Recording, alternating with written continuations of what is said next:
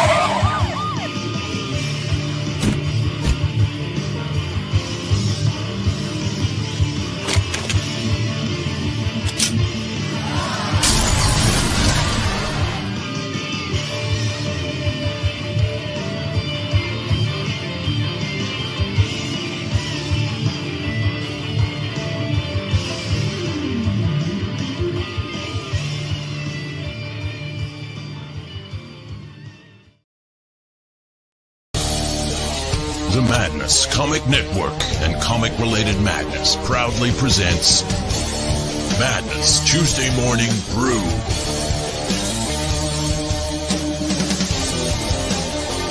Tune in to our content on Comic Talk with Pops Van Zandt on YouTube.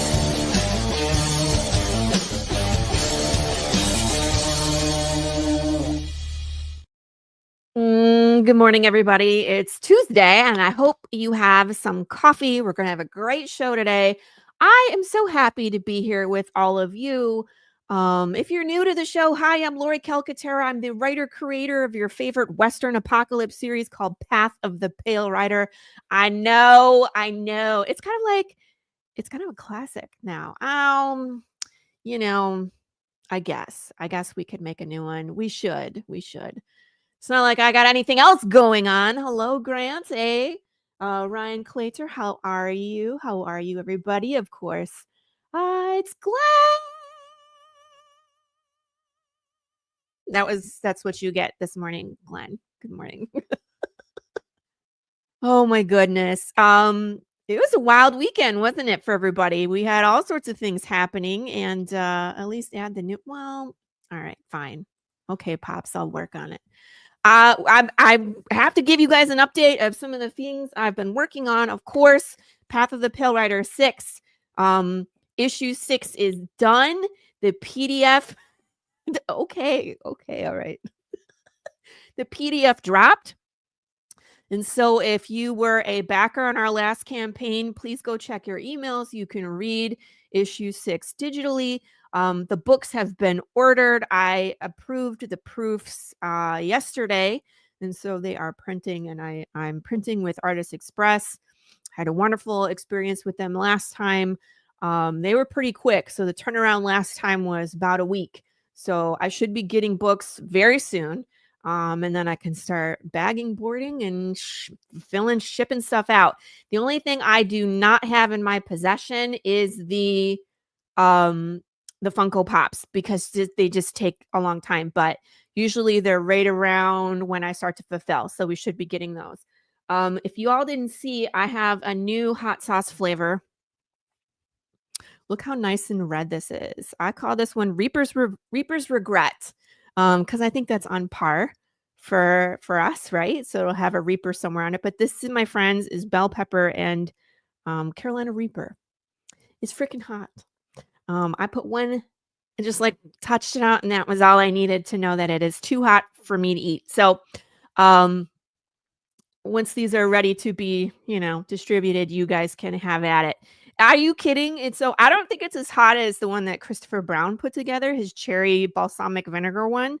I'm afraid. I'm literally scared to try that one, because he got 2 bottles and he put 4 Reapers in that sauce. So basically 1 bottle is 2 Reapers, and I can't do it. So I might be gifting that to one of my friends who like the hot sauce. This was 6 Reapers, and I think I got 12 bottles. So that is still too hot for me, friends. So there's that. I'm still rebinding some books I got here. Oh, I wanted to show you guys the puzzle. So I made, it's a 120 piece puzzle. Look how tiny these boxes are. These are the only boxes I could find, just so you guys are aware. It's still the same puzzle. It's the same size as the Lola puzzles that I have. You can't get the boxes anymore. I got them from Michael's. I couldn't find them on Amazon. Like, for whatever it is about that size, you can't get them anymore. So it's a little bit smaller, but it's the same puzzle. It's just crammed into this tiny little box. So it'll be better for shipping, I guess, but it looks like it wouldn't be. It's the same thing. So yeah, so I'm looking forward to fulfilling. I'm working on a bunch of different things. We have an idea of when we're going to launch issue 7, the big one, right? We're probably looking at July 18th. If you guys haven't signed up for pre-launch, you should do that. Just make sure that you get that notification. Let me drop it here. I should have had that up and ready, but you know me, that's whatever. Let me get that. So sign up for pre-launch. It just lets me know that you're following along, and that, I'm doing my job and people are aware that we're going to be launching this. I know a tiny does look cute, but it's like, I just want people to know I'm not ripping you off. It's the same. It's not shrinkflation. It's the same puzzle. But I don't know what it is about that size. Like I could have gone bigger, but I feel like that would, again, it causes problems with shipping. Anyway, here's the link to sign up for issue number 7. I already have variant covers coming in. I have 3 done. Someone's working on a 4th, and then there's 2 more that are coming. Hello, I was just talking about you and your hot sauce. We were gonna compare and contrast. Pops will be, I think, happy with yours compared to mine, but that's how life goes. Anyway, enough about me. Yeah, I love it. Travel size, I like it. Enough about me. I'm gonna bring in my guest today. First time on the show, but I think he and I are gonna be good friends. So I'd like you all to welcome Jason Strutz.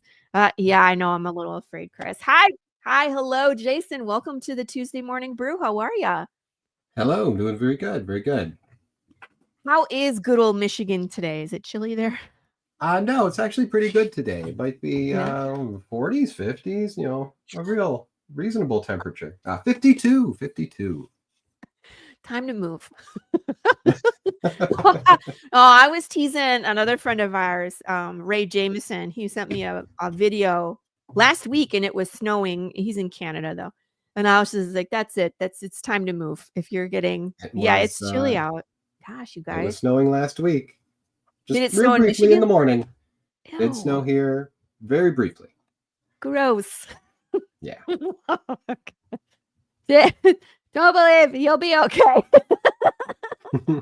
Glenn, you're not even in the States. What are you talking I'm about? good. I'm good. Like this, Grand Rapids, Michigan. Yeah. There's some snow. It's cold. I'm originally from Buffalo, New York, so Okay. nothing's bad. I mean, I would There's think that Buffalo and Michigan, I mean, like they're about the same. similar. Buffalo's Yeah. closer to the lake, so every once in a Oh, while you get 6 or 7 feet of snow in a yeah. couple days, That's a and thing, people. Lake effect snow. never happens here. So that's a plus. Hey, Ryan's also a Michigander. Nice. It's balmy. Yes, yes. It is currently 73 today, and it's Uh-huh. going up to 86. I'm just saying. No? All right. Nah, No can't takers. convince me. No takers from the Michiganders. So, all right, so let's jump in then. So on the Tuesday morning brew, I love to hear how you got into comics. I want to hear your origin story, just because everybody comes from a different kind of walk of life, how we all got here. And I love to hear it. I love to, like what influenced you. I have a feeling you and I have similar interests, and just because I've read, your work and I've seen your art, so I have a feeling that we're gonna become besties here shortly. What's Yeah, we're gonna talk about this. Don't We're worry. gonna get there. We're gonna get there. Lived in But yeah, as far as Michigan. where I come from, I guess. Um, so in comics, I've been doing art and illustration for forever. I've been drawing forever. Nice. Um, my mom likes to tell the story that there was some sort of cognitive test back in kindergarten where they had you draw a face, and you would get some amount of points for what you drew on the face. Like, how many details did you put on this face? And Yeah. and I blew the scale out. So that's They're like, well, he's going into so art. that's something. I've been trying to figure out ever since, like, what was that supposed to test? And Right, in kindergarten. I Interesting. think it was more of a like, well, if you really got it wrong, then that was a problem. But Oh, anything that above, like, you put eyes and nose and a mouth on it, you're good. right, but But if you're missing the nose, eyebrows it's and like, eyelashes and all the things. gotcha, freckles, ears. So yeah, I put all the stuff on Smell. there. So I've been drawing forever. So that has always been part of it. Nice. Did you And go to school for art? yeah. You So did? even back in high school, I was doing illustration for the high school newspaper and Cool. all of any school project I could possibly draw or make something. I made some terrible like Salem witch exhibits for history class that they were supposed to stay in the back of the room for a couple weeks, and my teacher said I had to take it home. Oh, no. It was that bad? So You're I was like, doing that, and "Please don't." illustrating the Greek all the big Greek epic poems and all that. So lots of Medusa Alright. heads and things like that. Where whatever project I could do art for would be good. And Um, then yeah, I went to RIT in Rochester, New York for illustration, nice. which was kind of a art school with some business. Mhm. So a little bit of hoping you would make money when you left the school. Well, at least giving you a fighting chance, you know what I mean? Because Yeah, I yeah, yeah. A like little a bit of lot of business stuff. artists, right, a lot of artists are so creative and they fall into that, I just wanna create things, and it's just like, Yeah, it's you have tough. to have It's that a business thing end. that you have to work at. It's definitely a thing that I have to work at the most, Mhm. and I'm always trying to improve in that respect, certainly.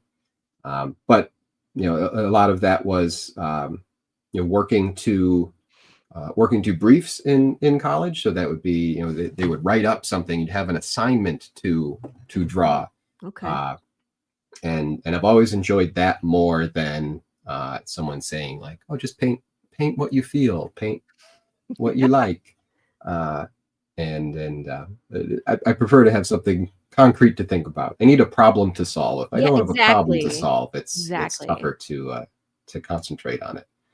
Um, so I like that illustration. I graduated in like 2004, Mhm. and even then in illustration school, they're like, it's gonna be rough, guys. Well, Things that are was changing.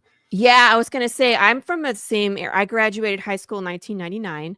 Yep. I Yep. went to art school Yeah. as Same time. well, and it was like there was one computer art class, Hmm. but it was mostly a focus on painting and life drawing and like I took photography. You know what I mean? Like they wanted you Yeah. well rounded, but it wasn't really there was no focus on computer art. There was one class. That's Hmm. and I feel like if we had been born maybe 3 years or 4 years later, everything would have been different, Hmm. you know? Yeah. No, I think it definitely would have. We had a good amount of computer stuff, but We like did. there weren't because it was mainly an engineering and technical school. So Yeah, we okay. had lots of computer stuff, but just in terms of what existed at the time, there wasn't a Mhm. lot of good drawing tablets and things like that. So there were definitely digital illustration classes that I did, but it's pretty different from how things look Yes. now. Right? And then So no YouTube, no sort of things like all of that right. was not anything that we could cover. Like most of the business advice in the beginning was make postcards and send them to art directors. As Oh, quaint as that sounds, that was some of the business advice. I was gonna say, can you imagine I'm doing like, that wow, now? everything's Oh yeah, my completely god. different. Well, and my question is when you graduated, like when you were in your college art, process, where were they trying to cater like what kind of career were you looking to do with Like a illustration? yeah, like a book Book illustration, illustration? children's book illustration, some magazine or newspaper things which do exist, and I have people that I graduated with that do Yeah, editorial illustration. Um, so that stuff is still around. It's just tough and less less numerous, less lucrative than it used to be. right. Uh, but it still exists, and some of what I usually tell people who are trying to figure out what they want to do, you just have to keep doing it until something happens Right, or you right. die, I guess. What But and then your art actually gets more expensive after you die. yeah, Right. yeah. But like it's a fine way to spend your time. Right? Um, you can't be overly concerned about No. where everything's Get coming from. get to As long as work, you're right? gonna live. Exactly. That's why I tell people all the time, get to work. Just stay busy and things will happen. So Yeah. after okay, so you graduate from college with this Oh illustration yeah. degree. The illustration. I worked for about 8 or 10 years in sign design, doing graphic design and logos and printing and cutting vinyl and things like that. Uh-huh. So I worked that in Rochester, New York, and then kind of began following my wife around for school and jobs. We got married around there, and then we moved to North Carolina to Chapel Hill, so she could go to UNC. Cool. So we moved there, 2005, 2006 or so. So I was working in signs and doing art that way, doing design stuff. And there's probably 50 to 75 landscaping logos in North Carolina that are still my designs. Uh, Car wraps, That's so funny because it's weird like, weird stuff like that. yeah, where you're like landscaping, but also I do the zombie comic book. Yeah, yeah. So Hey, I good did morning. that and started everywhere that I would move. Yeah. I would make a like art night um, type thing at a bar or a coffee shop or things like that. And at one of those that I put together in North Carolina, met a guy named Jeremy Whitley, who is a writer and was looking to start Uh-huh. making comics. So comics was something that I always enjoyed growing up, but never really was something that I did a lot of work in growing Right? up. Um, Mostly because I didn't know like how that would work. Right. They don't teach And that in and art certainly, school. yeah, not really cool. No. And like when I'm growing up, it's a lot of Marvel superhero type things, which I enjoyed. I read Spider-Man and X-Men stuff growing up in the 90s, but never really saw my way into there, kind of until I went to, it ended up at a comic convention, Heroes Con, in Charlotte. I'm trying to find the right thing. Yeah. There. And that's what I'm trying to do. Sorry, I pushed all the buttons while you were talking. That's all right. So what were you reading? You were reading. So I was reading just the very end of like Jim Lee's Uncanny X-Men run, and then he started the normal X-Men, the adjectiveless X-Men. So I was around for that and all the Spider-Man stuff, but got kind of kicked off by not having the money to keep up with all of the giant stories. So like they did that Age of Apocalypse thing, and I just didn't have the money to keep up with the story. Yeah. And anytime like I would borrow friends, I would read it and I was like, I don't know what's going on. I'm missing part of this story. And then it turns out, I read it 15, 20 years later. I'm like, it just doesn't make sense. It's fine. Oh, bummer. It doesn't make sense now. Yeah. That was the Marvel method too, where it's like, here's the art, write the story to match the art. And it's like, as a writer, when you do that, it's like, how am I supposed? Okay. Yeah, and then it seems rough. Yeah, you get stuff that people are like, I don't understand this. Hey, Brian. But like for the most part, I was scared and didn't know how to do like the writing aspect of it, and I didn't know anyone who was a writer until what did you do? Meeting Jeremy in North Carolina. How did you get into how did you learn storytelling? How did you learn how to like plot it? Are you a plotter or a pantser? Like, how did that all happen? In terms of writing, definitely a plotter. I need a plan. I need a plan. But I didn't know how to go from like, here's an idea for a story to like what this story is or what it could be, or writing a script or things like that.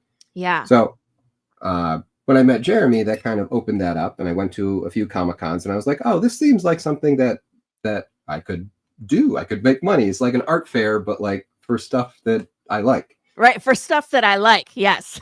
yeah. And art fairs are fun. They're fun to walk around, but it's I'm not going to be able to go there and sell like these zombies to people. I've tried. It doesn't work. It can be rough. I do some of them now, and they're not too bad. I kind of enjoy them now. Jason is in Michigan. Mm-hmm. So I'm going to Mockingbird Lane Comic-Con in the fall. It's Seguin, which is closer to San Antonio, Texas. So I mean, it's a hike for me. You'd have to fly. Brian would love for you to come, but I don't know. You gotta fly yourself in. That's not a driving one. Yeah. That would be a long haul. Yeah, that would be a long haul. So I met Jeremy, and we started working on a book together. So as far as learning that storytelling thing, I did a lot of reading, a lot of Scott McCloud making comics and understanding comics, and all those beautiful, wonderful books that I still recommend to people. But did a lot of learning, and then a lot of making comics that were ambitious, if not exactly narratively suited. So I look back at some of those, and I'm like, what was I doing? I mean, we all go through that, but and like my first our first book was one called The Order of Dagonet, and it was a fantasy book, a modern fantasy book about an order of knights, the Order of Dagonet, who were comprised these days of entertainment figures. So Elton John, gotcha. Writers and rock stars and things like that. But this order used to be a different thing back in Arthurian times. And they are tasked with, saving the world from the the invading fairy creatures. So everybody from Midsummer's Night Dream coming back and threatening modern day England. Mm-hmm. And it's a fun book. I had fun working on it. I was doing crazy like airbrush and colored pencil, everything on the page type art. Cool. And it was fun. And we got ended up with 6 or so issues of that. Mm-hmm. Had it come out from a small publisher. And we both, Jeremy and I, both started getting work from other people. So money. So then some of that falls by the wayside. Some drama with the publisher, of course, and so we sort of didn't finish that story. Which again, which would be advice for people working on stories: always start with something small Right. thing, and that way you can finish it and you can do something else. That's hard. Yeah, if you are, it's possible that if you are good enough, someone will come and offer you money to do something else. Mm-hmm. So you want to leave yourself open for that. So don't start with your giant epic. And this wasn't going to be a giant epic. It was going to be about 10 or 12 issues, but didn't get to finish that. But we both have moved on to big different things. I don't know about bigger and better things, but certainly bigger things. Yeah. But Jeremy, he writes a book called Princeless that was coming out from Action Lab, which we don't like. But Princeless hopefully is coming back soon. And he's written for Marvel, doing the Wasp series and a bunch of other graphic novels and things for kids. I think the most recent one was Navigating with You, which is like a queer romance story. Before that was The Dog Knight. Great stuff. Excellent writer. I also show up on his podcast, which you might enjoy as well, called Progressively Horrified. It's a movie chatting podcast. So we pick a movie and talk about it. Nice. And coming from like, is this horror movie that we're asking unfair questions of? Is it a feminist movie? Is it what's going on with this movie? There's another show that I have been on that's a movie related show that's pretty good called Movie Smash, and Chris Roberts is usually in the chat today, so he might show up at some point. But cool.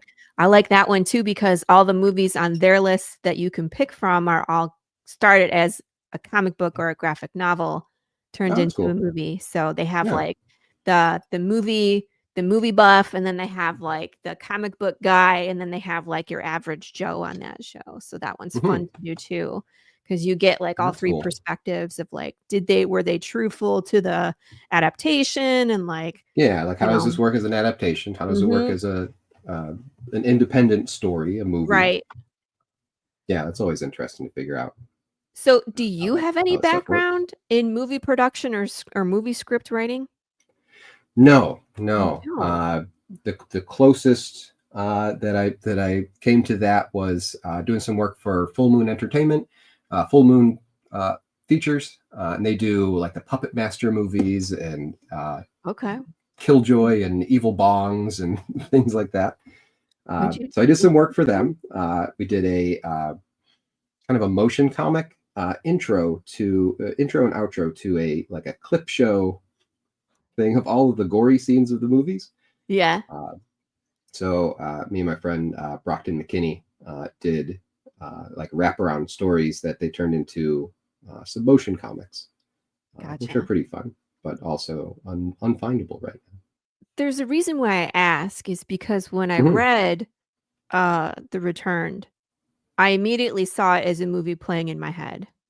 That is kind of what I'm aiming for in some ways. I'm not. I have no illusions here that someone's going to come and pay me a ton of money to make a movie, but it could happen. like that is the kind of storytelling that I want to go for. Something that moves, something that like is actiony, has that kind of scope of a movie. And I guess while I was learning writing, I did spend a lot of time with screenwriting books.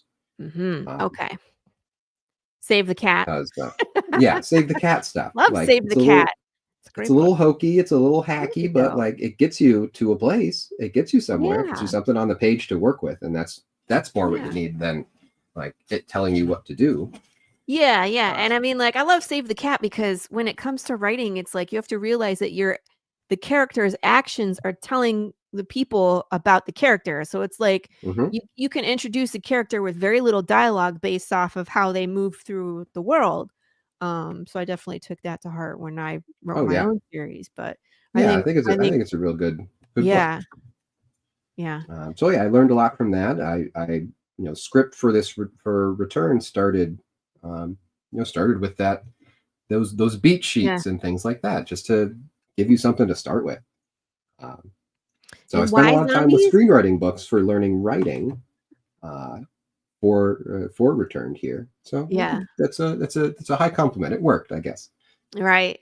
I see it. Feels like a movie. I see it. I think it was great where it just catches you in the action right from page 1 and off it goes. And there's really no down time. Like there's no rest. Yeah, you know what I mean? It moves pretty quick. Driving. Yeah. There's and always in terms of Saving the Cat, I took that to heart. So right on the first two or so pages of Returned, like there's a Save the Cat moment, and you're like, oh yeah, I know this person is the good person, right? And about 20 pages later or so, there's a Kill the Cat moment with the same person. And, well, that's like, what I think is. Well, this is different. That's what I think is original about your story, because I want to talk about the zombie genre with you. Why did you decide? Because I have multiple scripts right out there, and Path of the Pale Rider has always had a soft spot in my heart. I think it has the most potential, but I had artists just understand from the get-go that it was undead and pass without even opening a page because it was zombie related. And so that genre gets a bad rap right now. It's been done. It's jumped the shark. We've seen it before. Yeah, it can be tough to do something new with the genre. And I'm not saying that even my work is new. It's building on that stuff. It's not a whole new take on zombies. Like, no, I'm using the shorthand of zombies. I wouldn't say to tell a different story. Right. It's the perspective of the story that's different.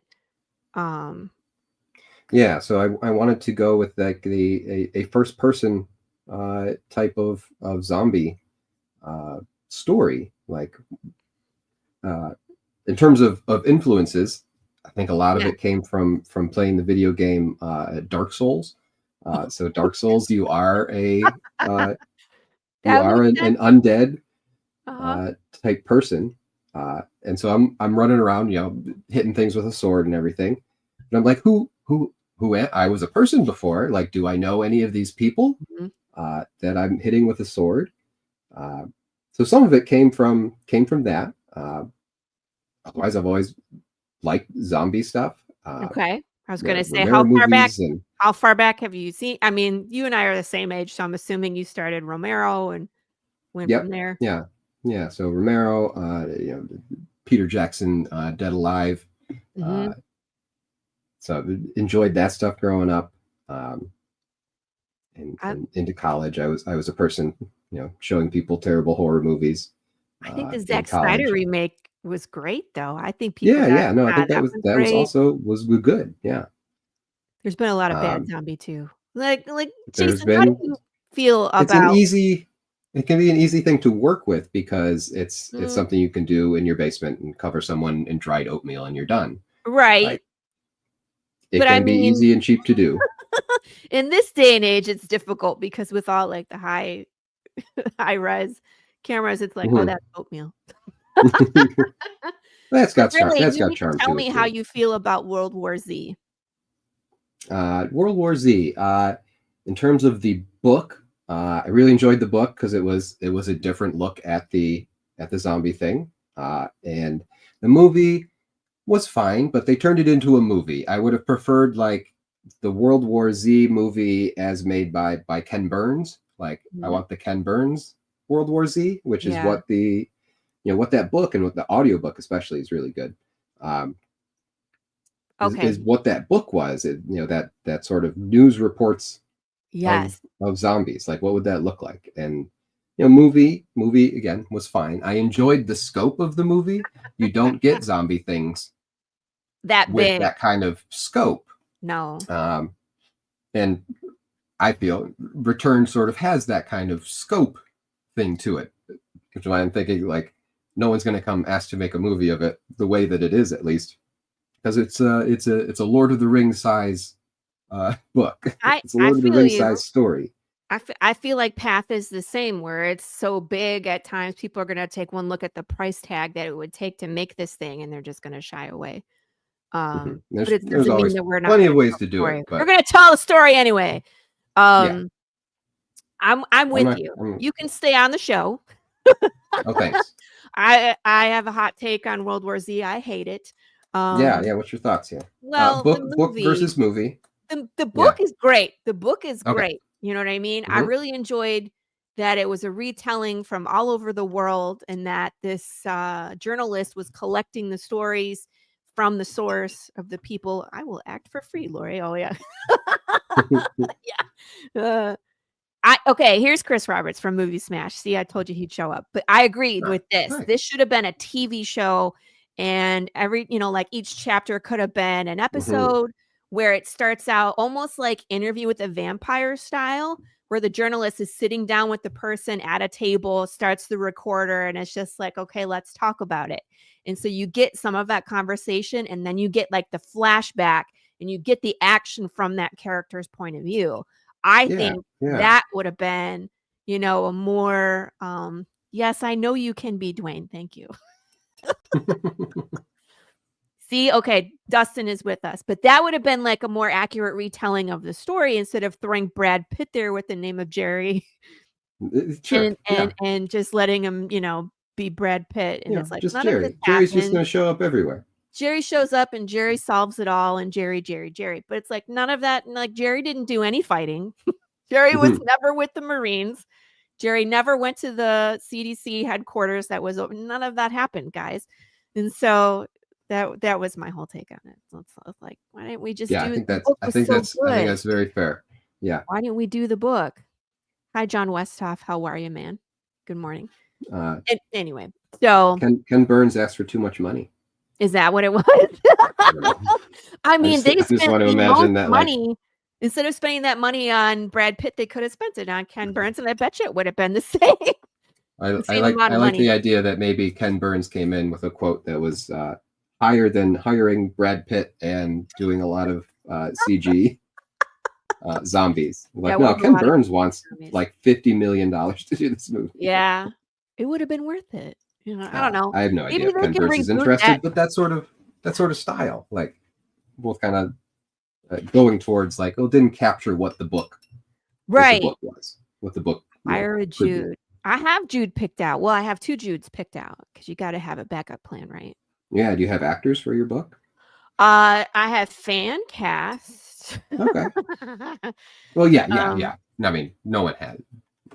Not no one. We don't have actors for our book, right? I really wish I did, but imagine could be in your movie. Well, I have 2, and you tell me what you think, because Jason, since you've read Path, you can tell me what I think. Either Jensen Ackles could do Jude St. Clair.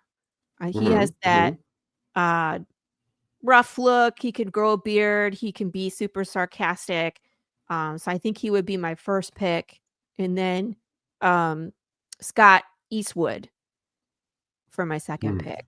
Oh, okay. Yes. That same kind of rugged look, but like still ties to that Western genre. The Clint Eastwood, movies is kind of where we live in Path of the Pale Rider, so I don't know. What do you think about those? Yeah, I think both of those would work really good. I think all of my touchstones are ending up too old. Like, oh I no, like know. he can't do that. He Right. can barely get on a horse now. Stuff I like that. So know. That's the hard um, part. It's like, and the longer we go, we're gonna have to pick someone else because we're all yeah, getting exactly. older, Just dude. keep That's moving. really gonna Just keep moving the goalposts. right. Uh, Dang it.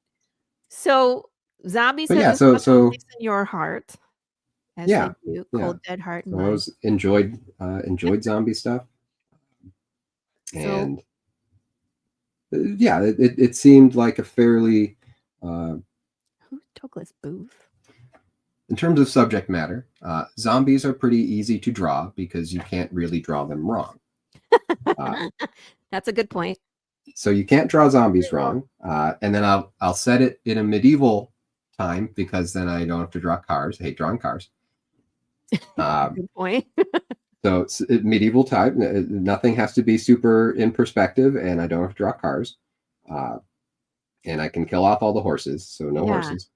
Um, You and I get along in that part too. I've killed so in off terms of a come for me. first book that I'm going to write and draw, Yeah. I'll make the drawing easy, and the writing the thing that I'm learning. I see. I see. But yeah, no, I love horror stuff. I love zombie things, and it works well as a metaphor for lots of stuff. But specifically, this book was kind of written around. I think you've talked about this before in your family, but written around the idea of dementia and parents, and kind of in some ways someone losing themselves to something.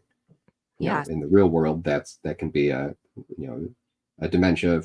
My father had FTD, frontal lobe temporal lobe dementia, which is an especially tough one because you lose a lot of personality, and things can change pretty drastically. Is that one of the more personality? Rapid? Yeah, fairly. Yeah, it is a fairly rapid one. Okay. So like his, I had seen him maybe 4 or 5 months before like he started having real problems, and like maybe something was a little off, but not what was being reported by the rest of my family that that lived with him.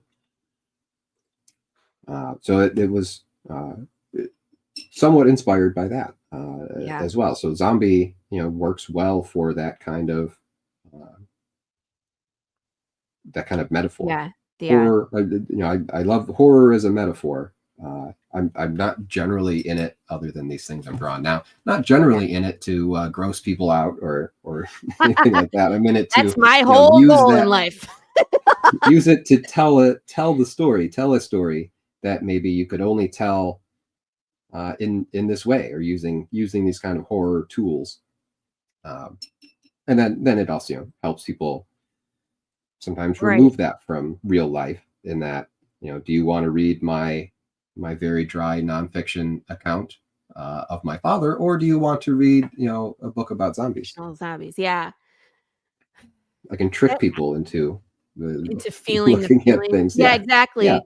I'm in the same boat. I feel the same, where it's like these are some of the things that have traumatized me, and I can tell them using this vehicle, and you can feel the feels and join me in my trauma.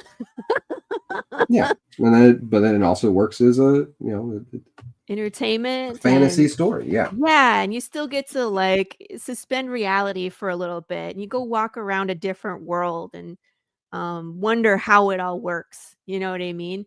I would love to play the video for Returned and then talk more about the story.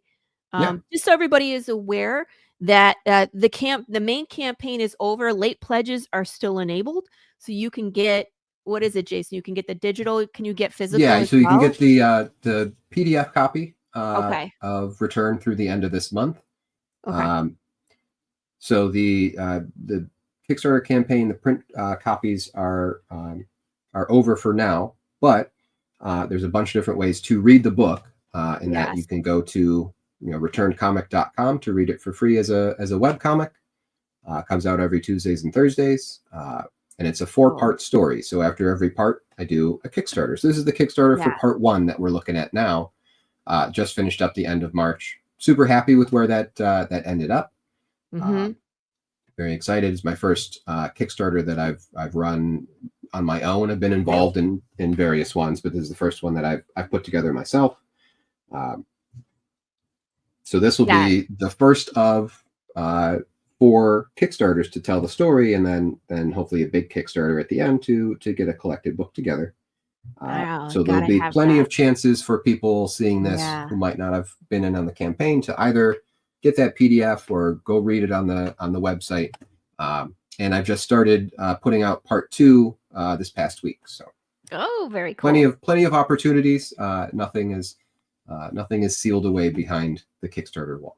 But yeah, go ahead and you can take a look at the video here. Very cool. All right. Play.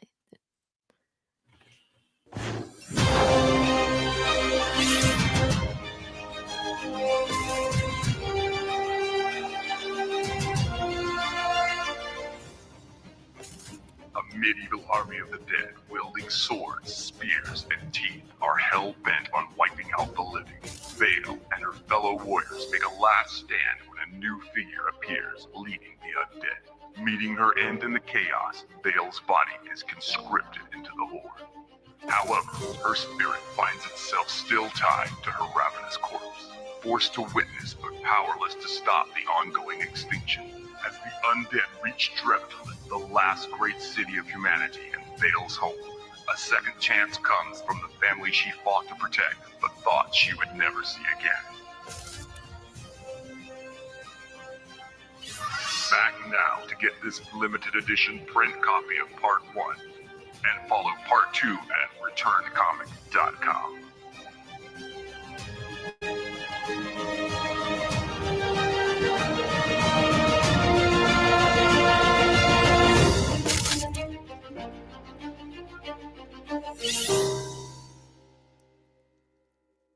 I mean, what's not to like, you guys? that was big awesome. Epic zombie stuff. Yeah. So that trailer was put together by my friend Brockton McKinney, a film writer, director, comics writer guy, currently working on some Rick and Morty things. Oh, it's so cool. Is that all? Just Rick and Morty? Just Rick and Morty, whatever. It's fine. Put that together for me. So you told me you wrote something, but holy shit, you didn't tell me you wrote something this good. Here he is, Brockton McKinney.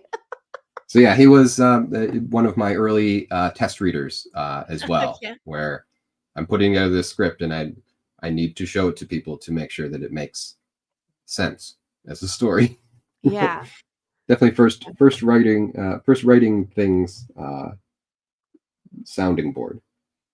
So he helped with the development of this as well. Yeah. Yeah. And what is this? All right. So I read the first book, obviously. And the main story, you guys, is about this woman, this warrior woman who is defending her family from this horde of the undead. She becomes undead. And it's like she's watching her body do things and she has no control over, which is so sad. And it's such an interesting perspective, Jason, to see, the camera is like inside of her mouth.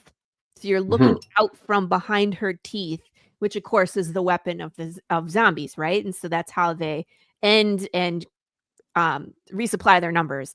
So it's just interesting that the story is being told from, it's like this blue hovering soul that's attached to this ravenous zombie. And what she's feeling and how helpless she feels that she can't do anything with this body. And then this thing shows up. Tell me about this green thing. You can tell me to wait for the next one. Yeah. That's okay too. Like, I get it. So I'll tell you a mix of the two there. Yeah. Mix of the two. So we start the book very in the middle of things. This is sort of towards the end of a sort of epic fight against this army of the dead that has been just destroying everything as it goes across the developing countryside. Medieval story, so everybody's still working on making cities and things like that. And there's there's a flying castle that these, small group of warriors that includes Vale here have seen, but have never really had to experience very much. And then it shows up at the place that they're having this fight at the beginning of the book. Yeah.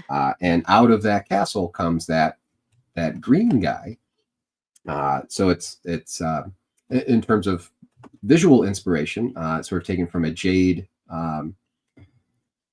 sort of funeral dress from China, where it's just these like rectangular chunks of jade. They're kind of like chain mailed together. And with this sort of woodsy stump head on it. And this is the person, the thing, the entity behind that castle, behind the dead, continuing to walk around and kill other people. So this is sort of this is an early introduction to the big bad of the story. Right. You're not going to see again for a little bit.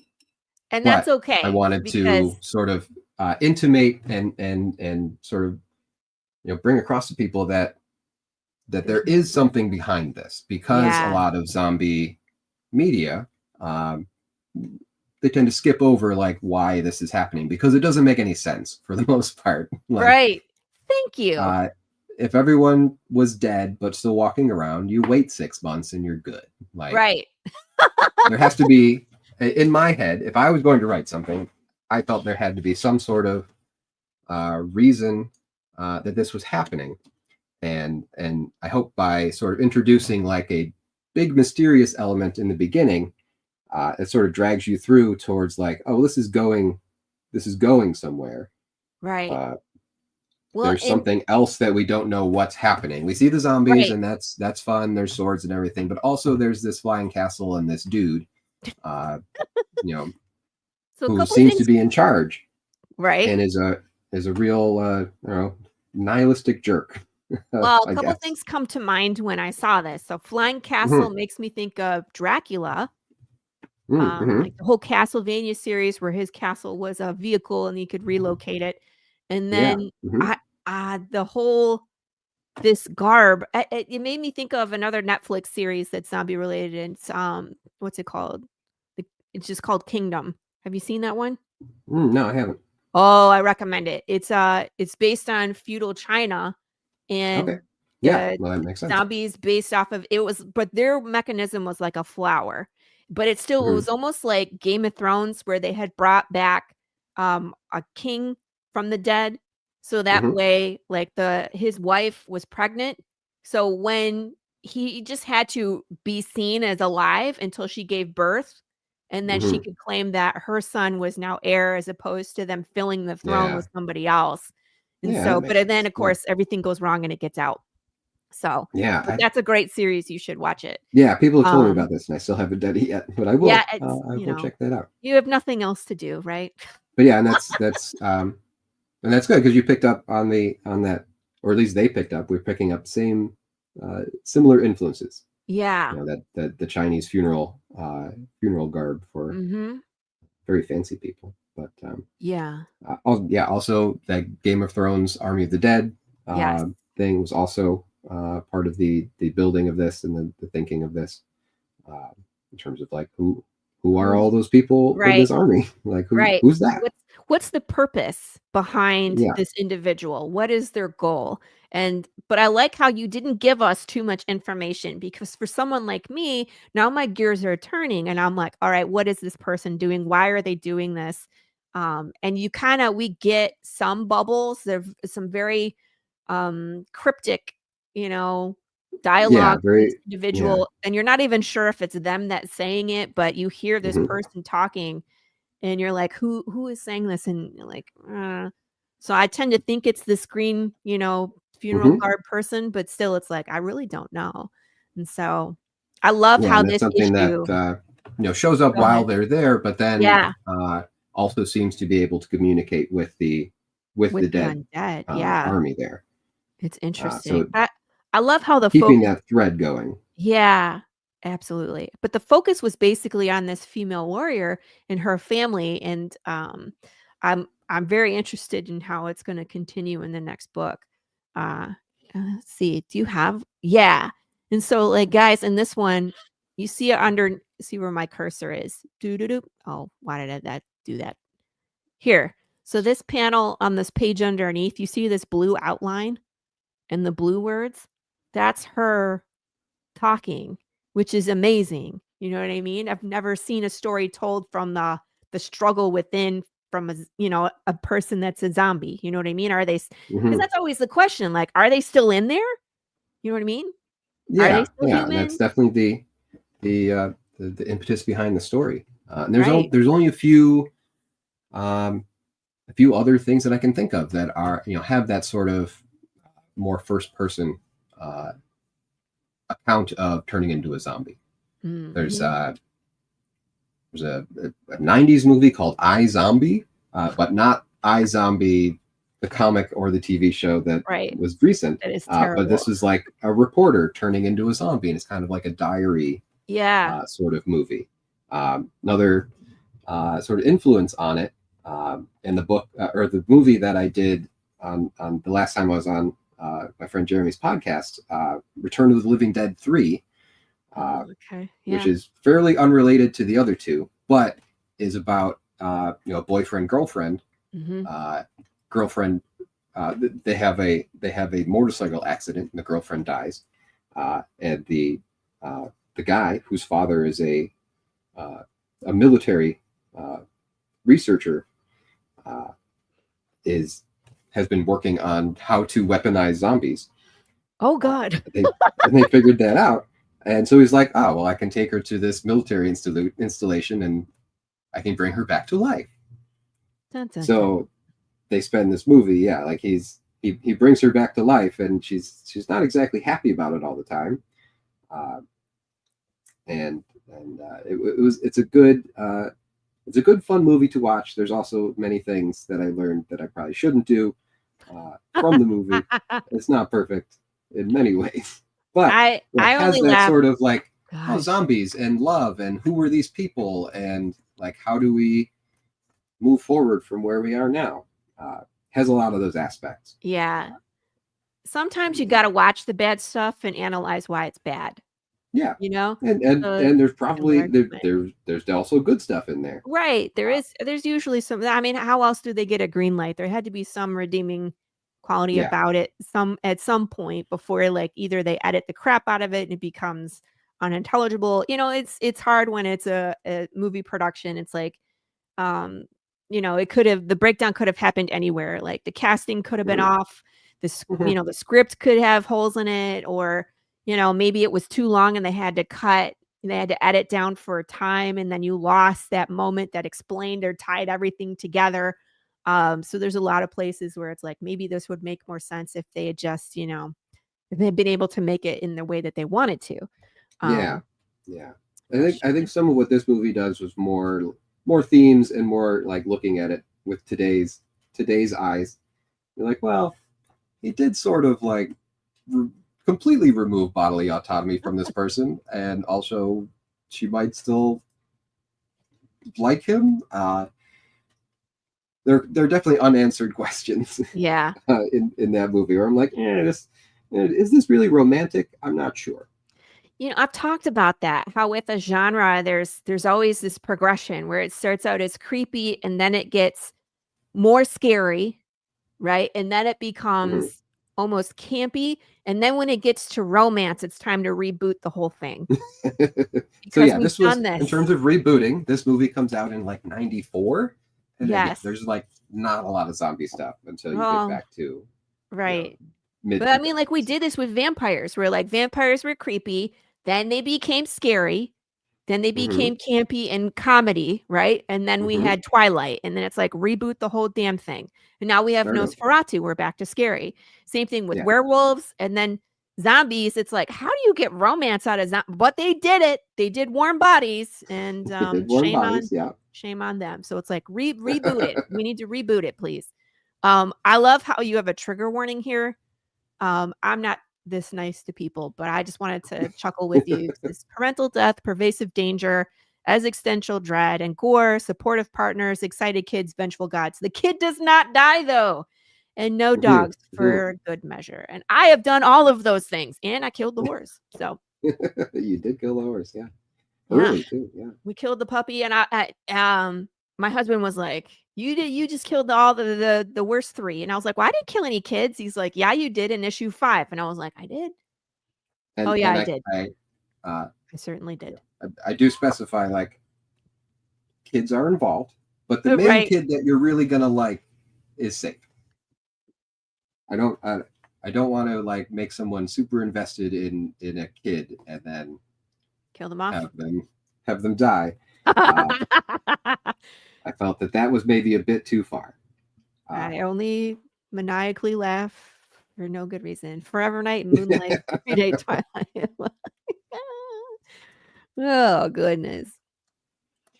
But yeah, those zombie movie inspirations, video game stuff, and this whole story started as a 24-hour comic, which is an event that takes place in early October at comic shops and libraries, and someone you probably find one near you, where the idea is you sit down and you work for 24 hours straight and try to make a 24-page comic, written and drawn, and you come in with nothing, no script, nothing started. I run events, or was running events up till 2020, but I run events. I always tell people to have an idea. Don't come in with nothing. Yeah, at least have something. Have an idea. Don't write anything down, but have an idea of what you're doing. Think about it. But yeah, the idea is, we would sit down at noon on Saturday and draw till noon on Sunday. Oh my gosh! To try to make a 24-page book.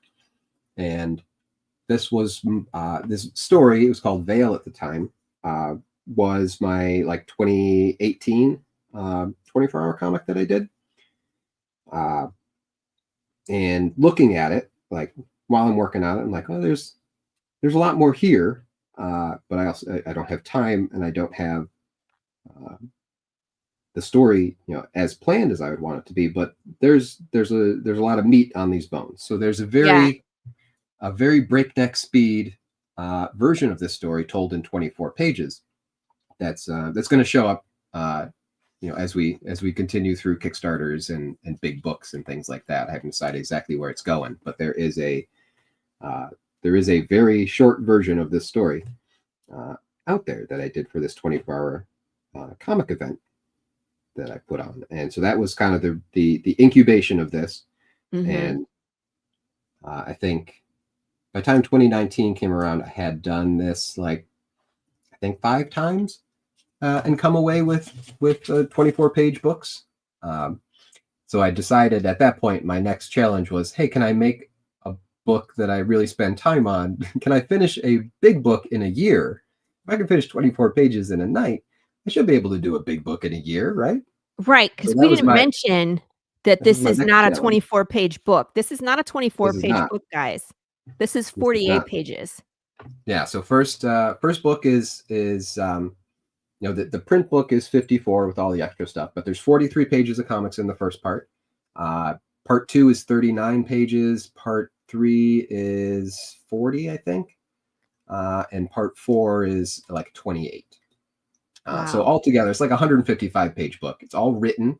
It's all planned out and drawn, laid out and lettered. And now I'm just working through doing all the final art on it. So inks and colors. So the whole thing is planned. Nothing. I'm not making it up as I go along. Right. I like to have that plan. I need a plan.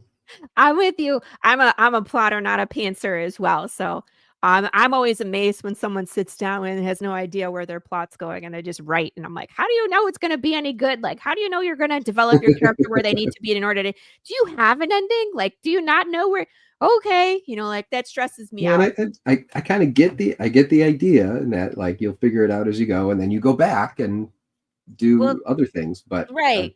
Especially with the first book, I needed a plan. I needed a solid plan. I was like, I have a beginning and an ending usually when I sit down. And then I know what things I need to develop in order to get to that ending, right? Mhm. And so Yeah, I have a yeah. plan of how to get there, and I have a plan of what I do in every issue for the most part. There could be a one-off because of where the story is going, but I usually have a plan. So when people sit down and like, I don't know, the character will tell me which way the story goes. I'm like, wow, I have a problem. But this is cool. So if you notice that Jason has been working this whole time, this is what he's doing. So print book was Yeah, sketched and numbered book plate. So how many of yeah. these So are you I working have on, Jason? 25 to do. Oh my gosh. That's okay. We Yeah, got no, that's great. four there, almost up to 8 here. Yeah. So continuing, He but a looks good he looks chatting shocked that exercise. his head is in 2 pieces. I would be too. Oh, no. That's amazing. Where do you draw inspiration for these? So I have Like, do you have have a these couple. planned out? What poses you're No, doing these with aren't it? planned out, but I have these like ancient Ooh. woodcuts and engravings of weapons and armor and things like this. So whenever I'm drawing crowd scenes, I go through these type of books and be like, well, that's a cool helmet. That's fine. I'll use that. Heck yeah, man. Because it is a medieval horror book, but it Yeah. is not necessarily set on Earth. It's not in any particular time. Right. I'm gleefully being ignorant of any historical realities here. Okay, because I was gonna ask you, what kind of research did you do in order to put your characters in that time? I watched Army of Darkness. That was my research. Hilarious. And I before this, I had been working a bunch in like RPG illustration, doing fun Dungeons and Dragons type art. So I've been in that sort of medieval fantasy world Yeah. for a bit. So I'm doing illustrations for various publishers. I was working as an art director and a full-time illustrator for one of them, and that ended in 2023, and then went back to being a full-time freelancer person, and refocusing on this book, because this book, I did the 24-hour comic in 2018, and then 2019, I decided that my daughter was going to be going to full-time school in 2019 school year.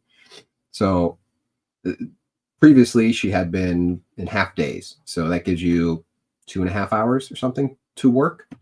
Not a lot. So I decided to kind of use the rest of 2019 to learn some writing, and then I would have a project to work on when she went to full-time school in the school year of 2019 to 2020. That didn't work. And that didn't work out. Crash and Didn't burn. work out quite the way that anyone wanted it to. No. So this got backburnered as I was a full-time teacher aide, keeping my daughter online, and surviving myself. But I cut down a lot of freelance stuff and everything, and just sort of hunkered down with everybody. But things kept happening. Kept working on illustrations. Got that full-time job. Had that for a year. And so I had this book sort of backburnered, but I was doing layouts for it and kind of getting ready, but had no real plan of what I was going to do. So I didn't know what the heck was happening next. So when that job ended, I was like, well, I have this book. That will be my thing. I'm just going to do this book next and see how that goes, because that's something that I can control. I can do all the I can do all the parts of it. And that and sounds great, but I know better, because if you want the book done, you got to do it. There's no one else involved. There's no one else there's no downtime. Like for me, I write and then I letter. Mhm. So there's Yes. downtime when my two Yeah, which I want to artist talk to guys, you about. right? They're doing stuff and I can focus somewhere else. But you, Mhm. sir, if you want it to get done, you have to do it. So I got to do it, but I like that. you, It's a little bit well, of control freak, but also, yeah, anxiety about handing yes, handing it over to someone else and thinking about their schedule. And some of this, me wanting to work on my own, was just not having to subject someone else to crazy my dad's schedule. schedule. Hmm. Like, well, I've got a 5-year-old, a 6-year-old at home. She could be sick all day. I could be up all night with her. Like, Yeah. I'm not going to get your job done Yep. if I haven't gone to sleep. Right. And had that happen, a few times with people, and I'm like, well, I shouldn't really subject people to my schedule right now. So that was my part of my push for being independent in kind of the way that I am, is like not to burden someone else with my insanity. Yeah. I get Uh, that. Some of us though but need also you. also admit to some control freakness and all that. I'm Yes, always but some of terrified when us I have to can't. send a Don't I book out mean, to get lettered by someone else. yeah, yeah, I leave enough room. Is there yeah. space for everything? Yeah, that's one of the big things when I letter. There's a lot of times I'll ask my artist, Gilbert Perez, to send me his Mhm. pencil layer first. So I'm like, don't spend a ton of time refining things. Let me make sure all the dialogue will fit, Oh, and I'll good. give Yeah, him yeah, yeah. notes. Right, so he doesn't have to like redo an ink page. Oh God, Mhm. you know. Yeah, that's exactly how I've been working. So I have those Mhm. layouts that are all done, and Yep, they're all lettered. yep. And there's That's when definitely it should times happen. when I go to do the lettering, and I have to take that layout panel and just shrink it down because Right. Shift there's it to not the space for left. what needs to happen there. Yeah. Uh, Either that or I'm so I rewriting like dialogue. having that lettering there. And sometimes even I'm working for somebody else and it's going to get lettered by someone else. I'll rough in some lettering That's just to be smart. like, oh yeah, this should work. It should fit. It should fit. Think. Yeah. So are Uh, you working on other books besides your own no, not currently? currently. Currently, Uh, it's like, yeah, I mean, I feel that way too. At some point, I take on too much and I have to take a step back and remind myself, like, look, if Path is gonna get done, I have to do it, right? There's no yeah, one else that does my advertise. There's no one else that does my commercials. There's no one else that's writing. And so if I'm not doing it, it doesn't get done. So as much as I would love to be involved in everybody else's projects, I have to say no. yeah, Um, you yeah. just I got think to. that makes sense. I'm generally doing. I'm open to like single illustrations and covers and things like Yeah. that. Uh, Graphic design projects for clients that I already have, but for the most part, not taking on other new stuff. Books. We'll Yeah. see how this goes and give this the best the best chance of success, which is just me working on it. So on top of starting with art and then learning how to write, Hmm. figuring out how to make your own comic, and then having to market. So where did you start with that? Like you said that you had been part of other Kickstarters, but I Hmm. mean, Hmm. what took you that path? And this one was obviously successful, guys. I've been scrolling through, but you guys can see like this one obviously met its goal. So Yeah, so it was. yeah, Uh, gosh. Granted, I had a very low funding uh, threshold. It Because all the work was done, because I was putting it out as Right. a web comic, and because I'm just working for myself and I don't have to pay someone else. This Kickstarter was more of a like, well, how many do you want me to print? Yeah. Like 50 is the minimum viable quantity to print, so that's my start. I'll print Mhm. 50. I'll print 100. I'll print 150. Just tell me how many you guys, the internet, wants. Um, so very low goal, but I did meet that goal first day, like 7 hours or something. Yeah, but Um, still for so I mean, for a great. first time running a Kickstarter ever to come in and to blow your goal away and end up at 3,000, is a pretty good accomplishment. Oh yeah, I'm Um, super super happy with it. yeah. But yeah, as far as marketing, so my Kickstarter guru, is in the chat, is in the chat. Ryan Clater. Ryan? Yeah, okay. Yeah, so he makes comics, autobio stuff, and pinball documentary comics. What? Yeah, pinball documentary comics. Really? Go check his site out, elephanteater.com. Yeah, so he teaches comics at MSU in Lansing, Michigan here. Runs the comic program there, but is also a big Kickstarter user, supporter, and creator. And I've been talking to him about this book for years, and then as I was coming towards the plan of what I was going to do, I was like, well, I'm going to put it out as a webcomic for a year and a half straight, and then do one Kickstarter for one big book. Yeah, and that makes sense. He said, but how about this? If you did 4 Kickstarters, it's a 4-part book. If you did 4 Kickstarters, that is both money coming in as you're making it. Yeah. And it is advertising and marketing for the book. Wow, so that when you get to that big book, at the end, that will be much more successful if you have built up the audience, built up the cred on Kickstarter. If I came to drop a 155-page graphic novel on Kickstarter as my first Kickstarter, that's hard. It would be terrifying. Yeah. I don't know what's more terrifying, but that would also be terrifying. Oh, God. I don't know if that's more terrifying than running 5, but yeah. I mean, yes and no. I mean, like, then you get the experience, and then you can drop your goal to lower, and then again, like you said, then you're building your kind of audience, because every time you launch, they get that email. Another project launched by Jason Strutz. Yeah, there are definitely people who didn't know me before this Kickstarter who now are on my mailing list. Yes, which you can sign up for at returncomic.com. Ryan, you're still here. Good. Were your ears burning and you had the clock back in? Just kidding.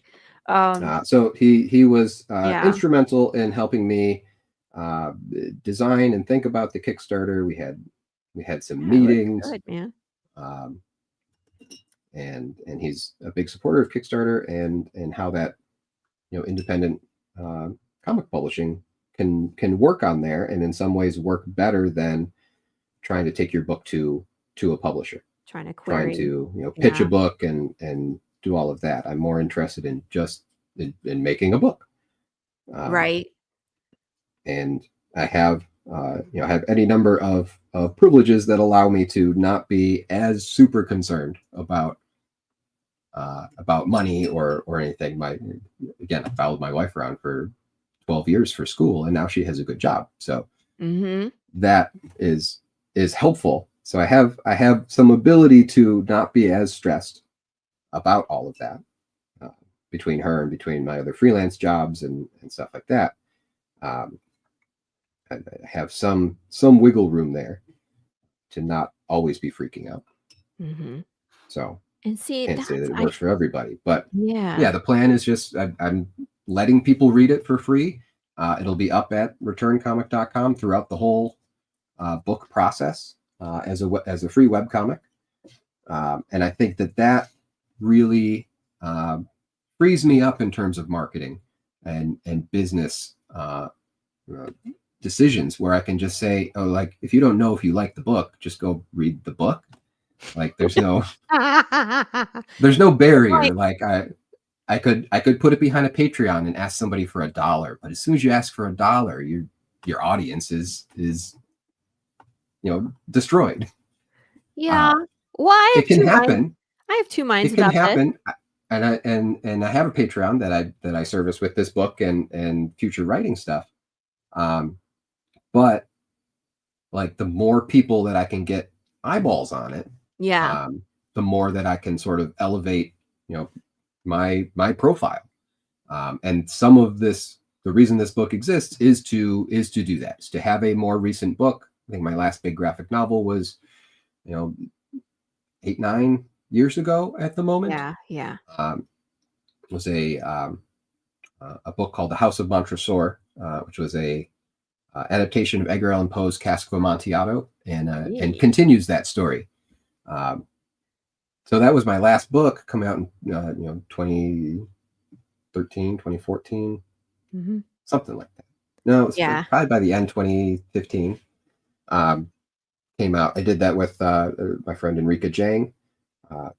Met many years ago at a Baltimore Comic-Con, and we worked on that book. And now she's the director of the Poe House and Museum in Baltimore. So I do a bunch of work for them now. That's cool.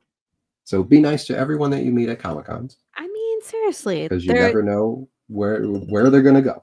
Exactly. Well, that, and I mean, make your connections. I met my artist at Comic-Con. I had a different artist involved at first, and his schedule got too busy, which is common in comic book world. And so had to find someone else, and had done work with Gilbert on something small, and was able to say, hey, looking for a full-time artist. Is this something that you would like to do? And he jumped on it. So, but yeah, that was just because the con was slow for an hour, and he walked around and came over to my table and introduced himself. That's what you do. You never know. Yeah. So that being my last big book, I had a bunch of small pieces, anthologies, and things like that. But that was my last big book, and I need something more recent to show people if I want someone to hire me for other things. So some of this project is, hey, just look at my work, and you can contact me another time. And that becomes a lot easier if I just say, hey, go to this website, look at comic. But are you going to put all of them for free, Jason? You're going to put all of them for free? Yeah. The current plan is just put all parts for as foreseeable future as possible would be available to read at the website. Interesting. So you can read at the website, and then you can come in if you want an easier to read volume. You can read it in book form. There you go. Personally, I like to read books, but this makes that sale a lot easier. The sale of just getting someone to look at a thing makes it a lot easier when you just send them to website. So I think that has worked well. It's lessened the stress in terms of feeling like it's not being looked at or found by anybody. And then so far it seems to be a fine plan. Gotcha. See, I have my first book up for free, so issue 1 is for free, and I have it on a bunch of different places. But after that, I figure book 2 and forward, it's like you can see like the first 4 pages, and after that, you got to pay something. And that's totally reasonable as well. Nothing wrong with either of those. Oh goodness! Trying to get a closer look. I'm gonna zoom in. Hold on. Yeah. Nice. That's the one in progress. Do you ever name them? That one is Zeke. I haven't named them yet. That could be fun. Yeah. You could also do a poll and get your fans involved. Let them name them.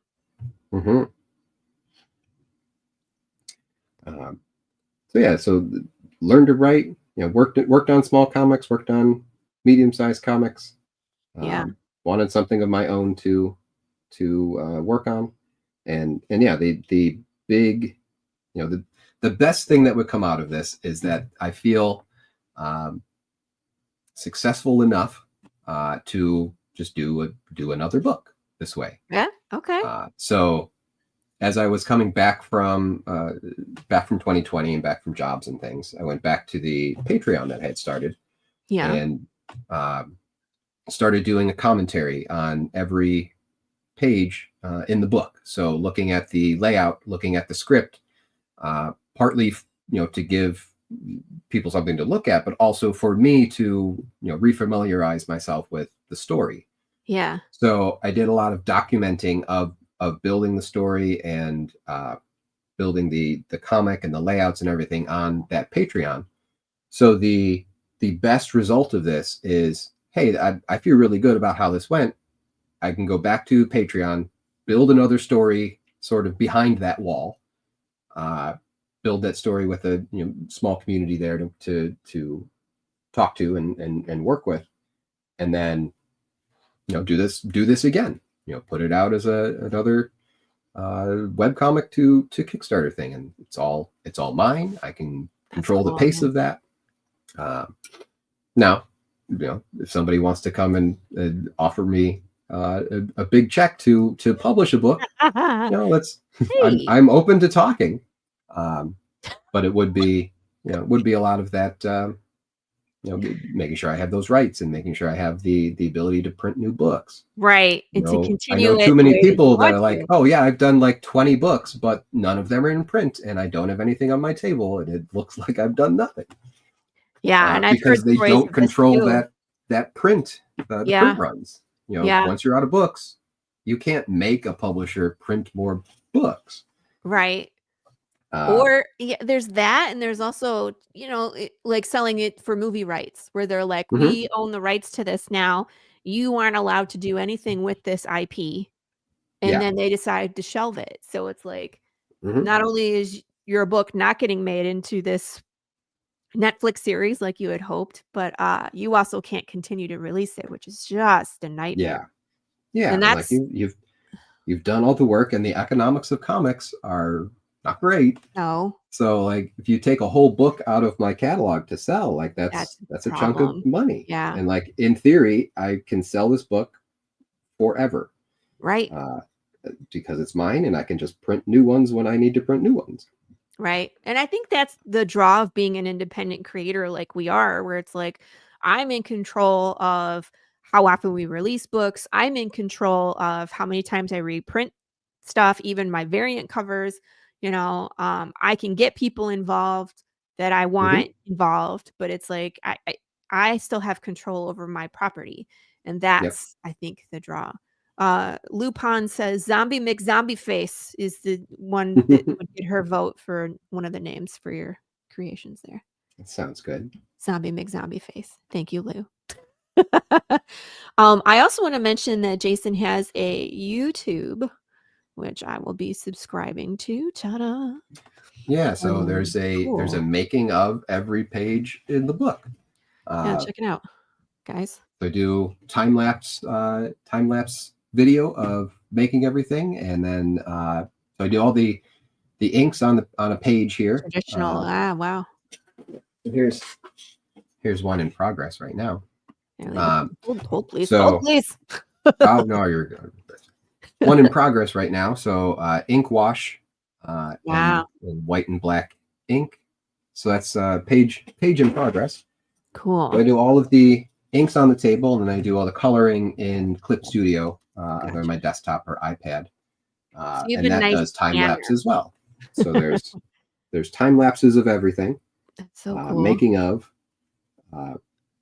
I did some math, and I figured out that if I put together all the videos, all 43 videos, which are about 4 minutes long a piece, it's about 3 hours of time lapse footage. Gosh, which is a terrible thing to think about, but it's like it's hours and hours in the time lapse, you guys. Yeah, hours and hours, and it sped up 300%. Yeah, oh my gosh, so cool. So yeah, you can see all the making of. Did a bunch of page reveal type things for one of the month, like panel a day kind of thing in October, previous October. Run. See, it's so cinematic. It really is. I really enjoyed it. Super Thank cool. you. I like him. Very cool. So yeah, I reading your book, I noticed that you did do the lettering, all the lettering for your book. Yeah. Which I've been bugging writers to do forever. Well, it makes sense. Yeah, like you have the stamp on a book of doing all the lettering. Yeah. And like it's a learnable skill. It's a set of rules, as most things are. I subscribe to everything is learnable, but it's a very learnable skill. You got to be able to look at how everything works, but you can figure it out. Right. Yeah, and then you get that final stamp. You can do edits. I know in this book, when I finalize pages, I'm adding balloons, I'm adding dialogue, I'm changing stuff Adding based on like how this aesthetic. art came out. Like maybe Yes. this dialogue doesn't vibe with the art at this time, so Right. I'm going to change some dialogue.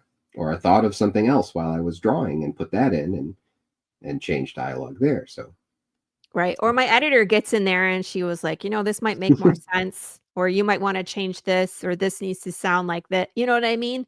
And yeah, so and it's just, as an independent person, like, do you want to go back to your letter and say, well, change this mhm, but to an is, mhm. and Or rewrite you this whole know section. that'll be I rewrote $20. these 2 pages. Can you please do it all again? Hmm. Hmm. Hey, hello, Alum Gamer. So Nice to see you. I've Welcome. been trying to bug writers to do their own lettering for a while. I, It's like, oh, it seems, and then you can fend off those people who come to the table who don't really know how comics are made, perhaps. And you say, oh, I write comics, and they're like, oh, so you write the letters in the comics? And they're like, no, I write a script, and someone else does the lettering, and someone else does this. yeah. And that way you can just say, yeah, no, I write comics. I write them and I write them. Right. And I think it's important as a creator and for someone that, manages the team, especially the artist Hmm. team, that I understand the art process. So I Yeah, understand like what I can do to help them be more efficient. So in my script, I have symbols all throughout my story. I yeah, know what yeah. they look like, right? Yeah, I But really my appreciated some of colorist, that stuff in your book, all the sign language and yes, the the way the talking discs when work. that happened. Right, like, the disc is I always have to remind them, or I was like, they're gray until you activate them, and then if they're living, they're green, and if they're undead, they're Hmm. red, and that they alarm and they don't stop alarming, for the red ones. So it's like I Yeah. always have to, and I have to remind people, like, the undead, they don't bleed. They so they might get wounds, but they're not bleeding, like, you can't do Hmm. that, can't taste, some of them don't remember, they all have gray eyes. And so when we Yeah. start, the nenext issue, I always have to remind them, that these things, but, it always Yeah, helps my but you have that colorist. stuff in mind. Yeah, Yeah. because sometimes he'll be like, "Is it day or night?" And I'm like, "My script doesn't say that." But he's not necessarily reading the script either, he's going off of the art, Yeah, he's or looking he right at maybe the read it, page. Yeah. like, months ago. And so it's Hmm. always for me to be like, "Okay, it's morning, it's night, this is the color, this is what the things look like, and this is the color of the skin that this person needs to be because they're undead and they need to blah blah." Hmm. Yeah, so it's being efficient to understand their process so they don't have to go back and touch it 65,000 times. Yeah. As I'm currently Hopefully writing my very own. appreciated. Yeah. Lou, that's great. I am so proud of you writing your own comic and you're not a writer. That's okay. Start somewhere, let people read it. Yeah. Pops proofreads. I help people a lot of times. I'm not a proofreader. I'm not going to catch all your commas and things, but what I will catch is if there's loopholes. I like Hmm. to read and just be like, well, this is great and this is great, but they don't connect. Maybe this is the way we can make it connect and help you find a way to connect it. Um, and just Yeah, I like, definitely. Editors are yeah, important. editors are essential. Editors, test readers, all that. Beta readers, all of that. Let people read it and tell you what they think, but let them be absolutely 100% honest with you. Um, I never ask people for a critique unless I actually want to hear what they're going to say, Yeah. Yeah. right? I don't want Yeah. you to And give then me you fluff. Don't tell me you like it just because I'm a lady. and triangulate like what is real criticism, what is something that you want to do, maybe something that you don't want to do. Like Right. you can get criticism and then say, well, Yeah. that's Well, they just might like not. your opinion, man. Right. Well, and they might not have like the big picture. For example, I Exactly. I was told in my issue 1. There's a scene where Jude St. Clair is paying attention to this glass. He is, he pulls it out of a zombie hand. It goes flying into the air, and he risks Hmm. his life to save this glass. And someone was like, "Why is this so many pages? It takes too long." And I was like, "Why do you think it's so many pages?" And I'm directing attention to this glass. You see what I Yeah, mean? yeah. There's a reason. You know There's, the reason. So I yeah, know it's the like reason. He doesn't know the reason. So there's a reason. So yeah, so you don't necessarily need to take all the advice, but I'm gonna always have good to something to have. share soon. Excellent. I look forward to it. I love the little red. Oh my goodness. That makes it, doesn't it? It really does. Really finishes it off. Yeah. So yeah, the red, in terms of comic making things, the red eyes sort of replace speed lines for me, which I've never been great at using speed lines, but Oh, they have interesting. these red glowy eyes that leave trails. So wherever they're going, like that red trail sort of shows where they've been, what direction they're moving. So terrifying to see a horde and just like this red mass coming towards you. Yeah, Um, then you can have scenes with all dark scenes with just glowy red eyes, which right. are really easy to draw. That's cool. Yeah. Um, Hi, Josh in Perry. terms of nerdy comic book making things, and then like the ghost in the book, Yeah. the spirit of Vale, and Yes. every undead dead person there, um, is also like a real hoity-toity comic concept of like, this is a comic character. So what is the like most basic form of a comic character? And in trying to figure that out, hit upon Yeah. that idea of like, well, the most basic form of a comic character is this like Right. skeleton that you would Yeah. sketch out first, like your gesture drawing. The first most basic aspect of a comic character is this physical gesture drawing. Is my real hoity-toity comic person metaphor there of Yeah. how I came up with that stick figure basically coming out of the back of all the zombies. And I like that it's blue It's because blue. everything It's is so warm. mhm. All the colors you chose are warm colors with the fights and the blood and the excitement. And then this blue, this like ethereal blue just stands out. It So, stands out. It's also yeah, like a blue line blue drawings line. in comics, Yeah. um, as kind of again the most basic part of a comic character. Uh, can start out as like a blue line stick figure drawing. So yeah, that's the spirit. Thanks, So try Josh. to put a lot of fancy thought behind it. Yeah, this is cool. Now, when you named your main character Vale, hmm what was the thought behind the name?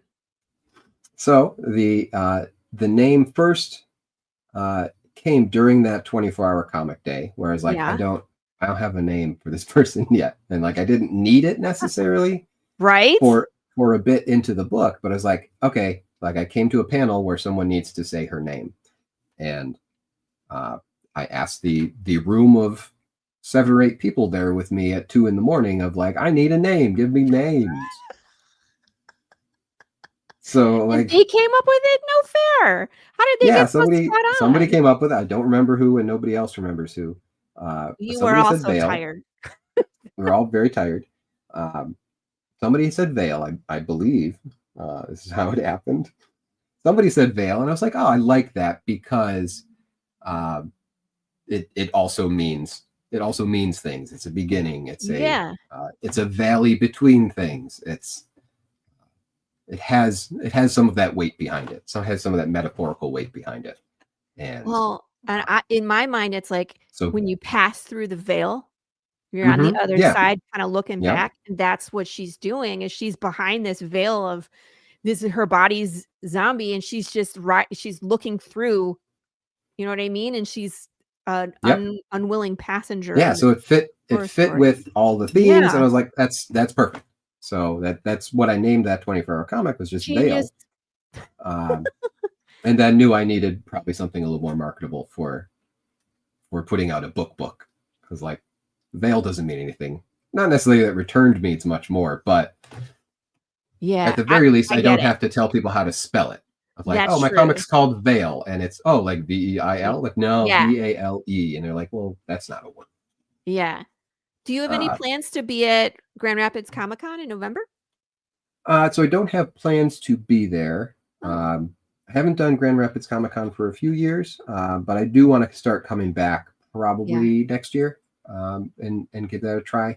I had some not bad experiences, but just like, well, this is a long 3-day con, and I probably didn't come away with enough to make that worth it. Yeah.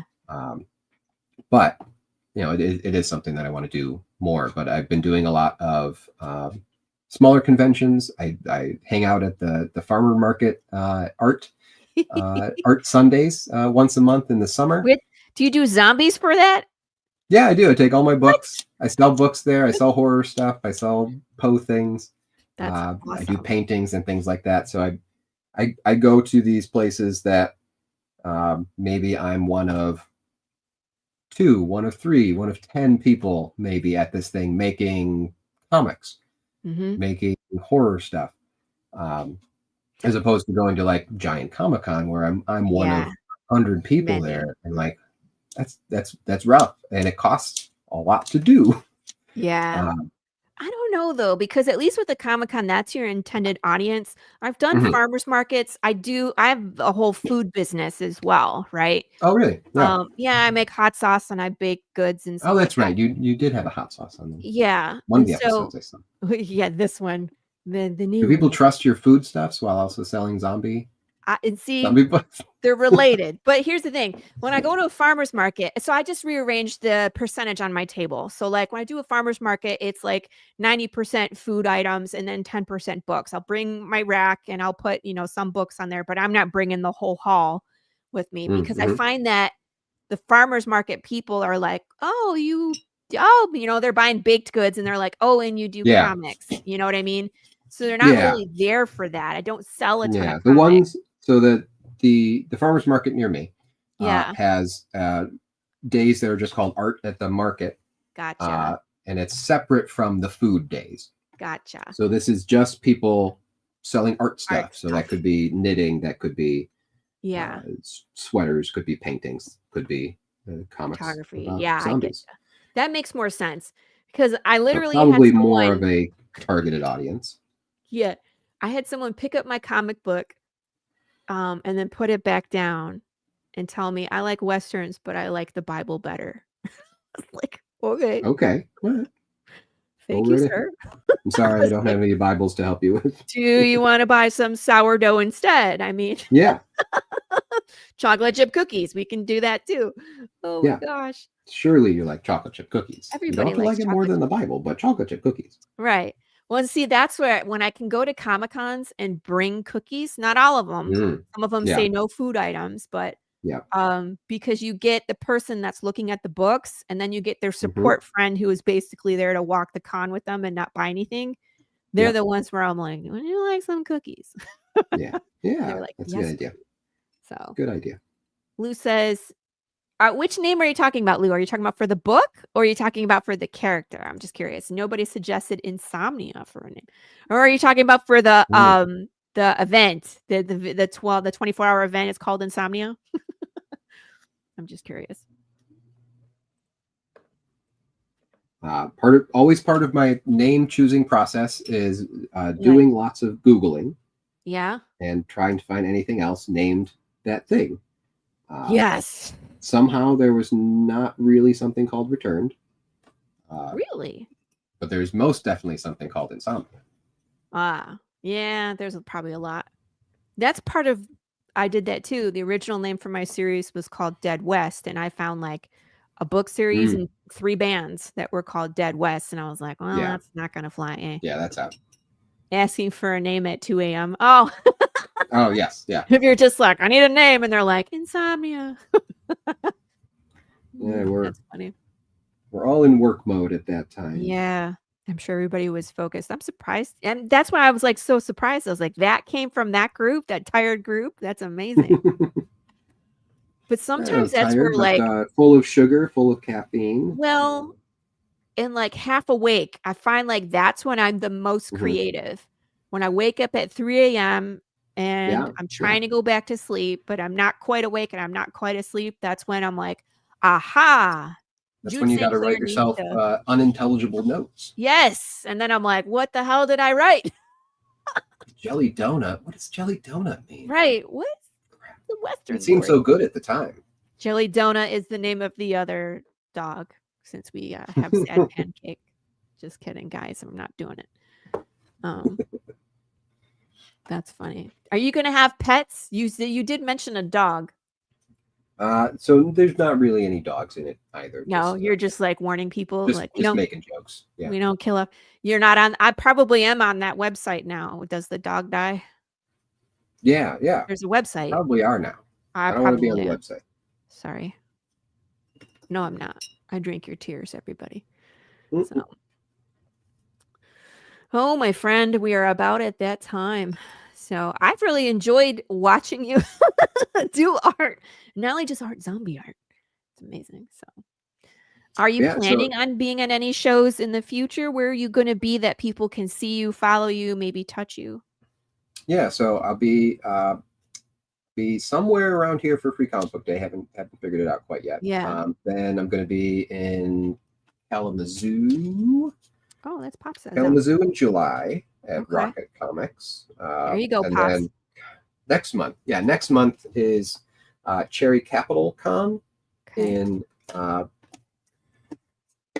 Traverse City, Michigan. Which one? So Traverse City is in Traverse City. Oh, that Cherry makes sense. Capital Comic Con. Yeah, cool. C4, and they have it at a very fancy resort there, lots of pools and things like that. So that's a 3-day con. So I'll be there all 3 days at Cherry Capital Con. There's some good wineries up there too. There are, yes, absolutely. And nice. Nothing for June yet, but I'll figure out something. But I do a lot of comic shop appearances for anniversaries and things like that. Very nice. Very interested in places that are excited to have me there. And I totally forgot about this. I was going to show off your website to everybody too. So here's the website, my friends. It's returnedcomic.com. I'm going to drop that in the chat. I got to change my header on there. One of those. Cool. But you can head here.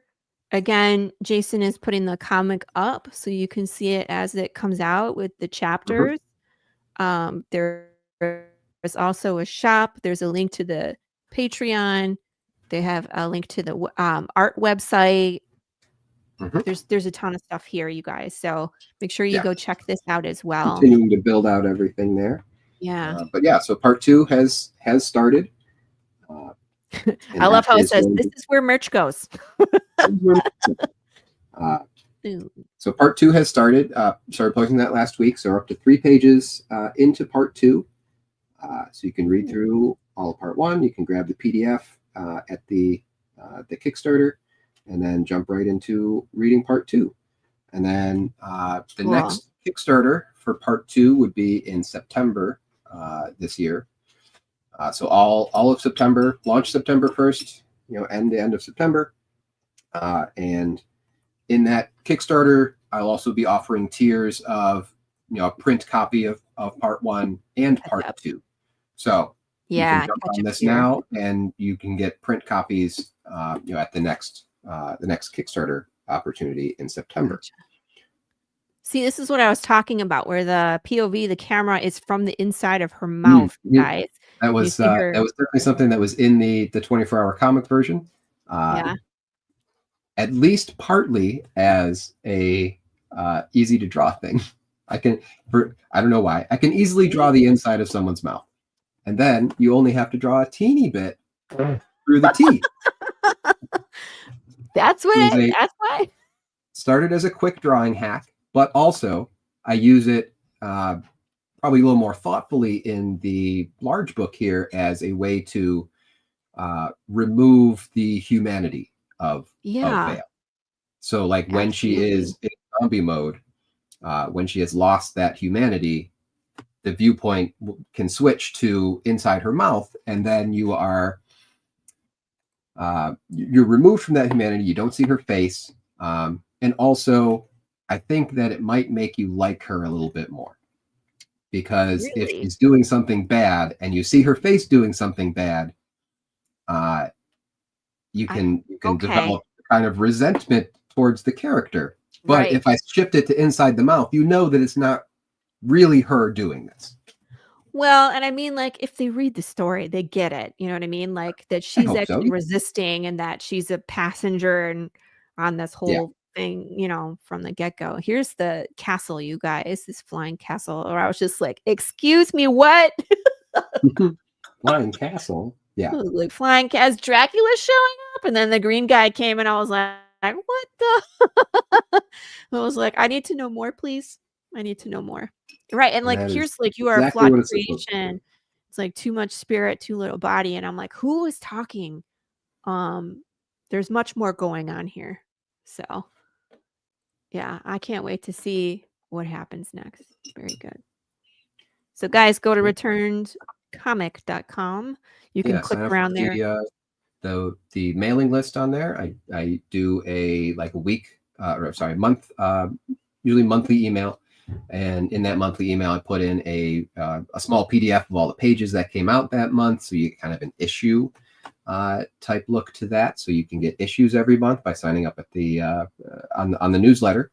And then you also get updates about all the Kickstarters, all the appearances, places I'll be.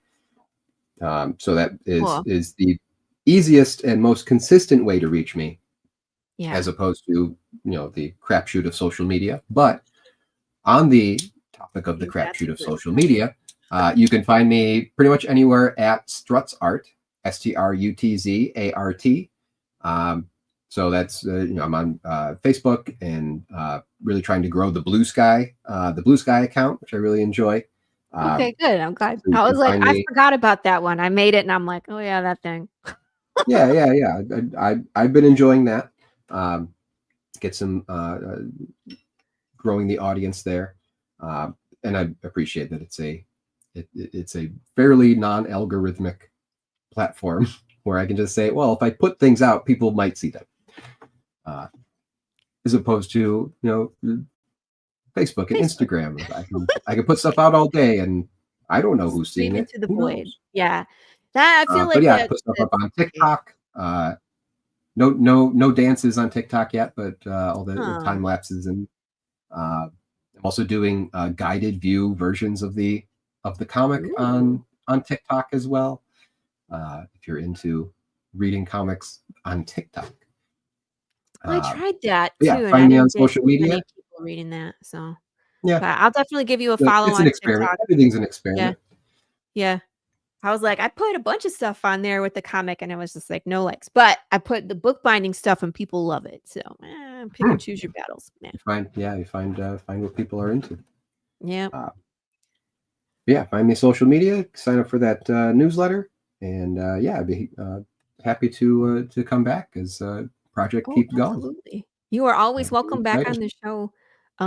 We have a good time here. Just make sure you book far enough in advance. Mhm, mhm. I think I'm booking into Totally fine. mid-September, so you might want to grab Okay. a spot for your Yeah, next yeah. campaign. I'll talk to you about it. Absolutely. Yeah. And thank you for coming on. This was a blast. I feel like you and I are best. Did we just become best friends? I feel like that just I think happened. so. I think Um, so. I feel like that we All enjoy the same our little stuff here. dudes that we did today. Nice. Like, check it out, guys. Super cool. Bravo, sir. I wish I could Thank draw you. like that. I can draw, but not like that. Not like that. So, but that is the show today. Thank you, everybody in the chat, for coming out and hanging out with us and nerding out. And we'll be back next week, of course, with more indie creators. And be excellent to each other. Kiss your babies. And we'll see you next week. Thanks again. Sounds good. Bye. Thank you so much.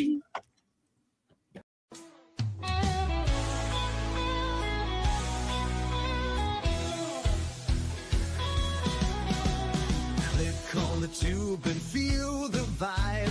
Every show you crave right here live. Heroes and villains clash in the night.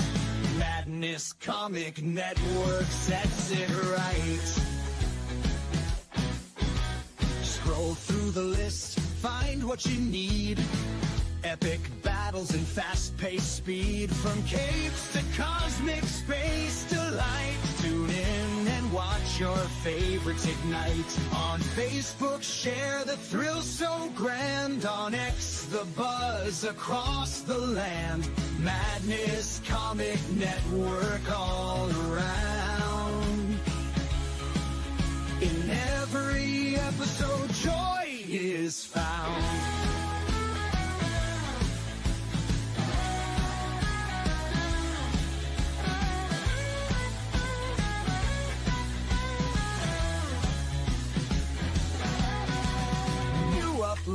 episodes, they never end.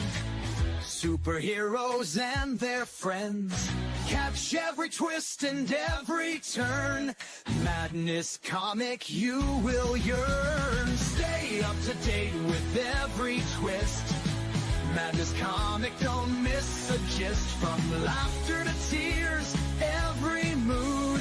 Madness Comic sets the groove. Click that button and subscribe. Catch the wave and ride the tide. Join the fun, join the craze. Madness Comic brightens day.